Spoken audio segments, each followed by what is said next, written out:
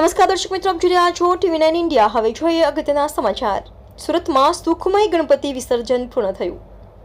ગૃહ રાજ્ય મંત્રી હર્ષ સંઘવી દ્વારા સુરત પોલીસને અભિનંદન પાઠવ્યા।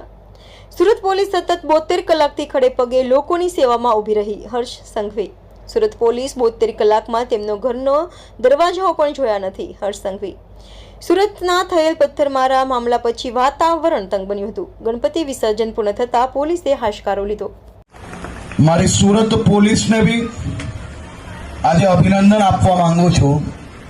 છેલ્લા અનેક દિવસોથી તમે સૌ લોકો આટલી ઊંચી ભગવાન ગણપતિજીની મૂર્તિ અને એની પૂજા અર્ચના, એનું આગમન અને વિસર્જન, આ બધું ભાવપૂર્વક, ઉત્સાહપૂર્વક તમે સૌ લોકો બનાવી શકો તે માટે સુરત પોલીસ અનેક દિવસથી રાત દિવસ એક કરીને એમને પોતાના ઘરના ગણપતિની પૂજાને ત્યાગ કરીને તમારા ગણપતિજીની, તમારા મંડળોની પૂજા અર્ચના, તમારા સૌનો ઉત્સાહ જળવાઈ રહે તે માટે જે કામગીરી કરી છે તે બદલ હું સુરત શહેર પોલીસ કમિશનર શ્રી અનુપમસિંહ ગેહલોતજી અને એમની આખી ટીમને હું ખૂબ ખૂબ અભિનંદન આપું છું।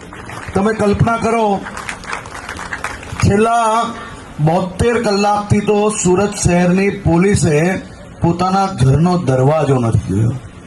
સાહેબ, એક દિવસ પહેલા ઈદ હોય ને બીજા દિવસે ગણપતિજીનું વિસર્જન હોય, 2 દિવસ આ બંદોબસ્ત હજી કાલ સવાર સુધી ચાલશે। પરમ દિવસ સવારનો લાગેલો બંદોબસ્ત કાલ સવાર સુધી જ્યારે ચાલવાનો છે, ત્યારે જ્યારે આપણી ગુજરાત પોલીસ, સુરત પોલીસના એક અધિકારી, એક જવાનો તમારા સૌના તહેવારો સારી રીતે બની શકે તે માટે રાત દિવસ એક કરી છે।